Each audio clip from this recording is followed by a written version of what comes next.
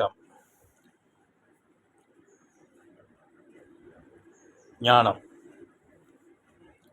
ஞான நிலை. ரமணர் மகர்ஷியிடம் ஒரு பக்தர் வந்து சொல்வது வழக்கமாக உள்ளார்.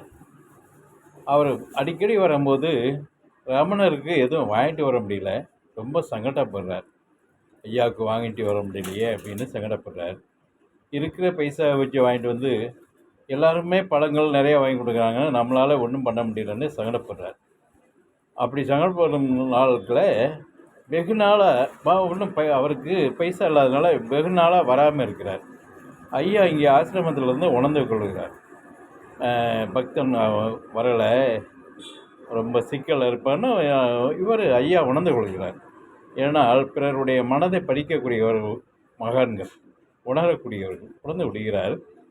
ஒரு நாள் கடந்து ஒரு 15-20 நாள் கழித்து வருகிறார். வந்த உடனே எப்பவும் போல் அவருக்கு இருக்கிற சில்லறையை வச்சு சொற்பமாக ஏதோ உருண்டையோ பொறி உருண்டையோ ஏதோ வாங்கிட்டு வர்றார். அதை வாங்கிட்டு கொண்டா கொடு அப்படின்ட்டு ஐயா வாங்கினதை அதை சாப்பிட்றாங்க.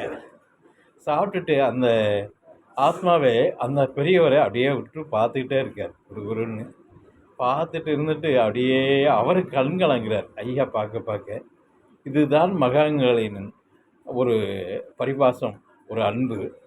அந்த காலத்தில் மகான்களுடைய நிலை அதுதான். இப்போல மகான்கள் அப்படியா அப்படிங்கிறது ரொம்ப, அது நம்ம குறை சொல்கிறதுக்கு இல்லை. நல்ல செல்வந்தராக இருக்கணும், காரில் வரணும், பெரிய பெரிய காரில். ஒரு கஷ்டப்பட்டு இவங்க 5000 ரூபா கட்டி ஞான மார்க்குன்னு ஒரு நிலையில் போகிறாங்க ஏழைகள். ஆனால் அவங்களுக்கு அவங்களாகத்தான் இருக்கிறாங்க. நல்ல நிலையில் இருந்தாலும் கூட, ஆத்மா ரூபத்தில் நல்லா உயர்ந்திருந்தாலும் ஆனால் அவர்களை மதிக்கப்படுவதில்லை. செக்கு கொடுப்பவர்கள் தான் முன்னுரிமை பெறுகிறார்கள்.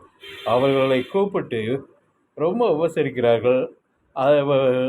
மேடையில் கூப்பிட்டு பல வண்ணங்களில் அவர்களுக்கு ஃபோட்டோக்களில் பதிவுகளில் கொடுக்கிறார்கள். ஆனால் ஏழைகள் அங்கே ஞானவான்கள் ஒதுக்கப்படுகிறார்கள். அந்த கால ஞானிகளுக்கும் இப்போ கார்ப்பரேட் ஞானிகளுக்கும் இதுதான் வித்தியாசம். அதை நாம் உணர்ந்து, ஈகை வந்து பக்கத்து வீடு கஷ்டப்படுறவங்க, மற்றவங்க படிக்க கஷ்டப்படுவாங்க, உணவு கஷ்டப்படுறவங்க கொடுத்தாலே போதும். கோயில்களிலும் இப்படிப்பட்ட கார்ப்பரேட்டு ஞானின்னு சொல்லக்கூடிய மகான்களிலும் நாம் ஏன் விழுகணும்?